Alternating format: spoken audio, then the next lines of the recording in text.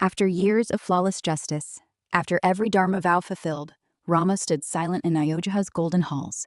Peace reigned, his earthly mission done, yet in his gaze, a stillness deeper than throne or triumph.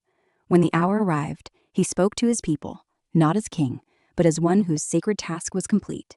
No trace of sorrow in his voice, only tranquil surrender. The people wept. Rama stayed serene, like the sky hushed before first light. At dawn he turned toward holy Sarayu. Air grew still. The river gleamed, expectant. Each step lightened, as though earth itself let go. He entered the waters. Silence swallowed the world. Winds ceased. Heavens kindled.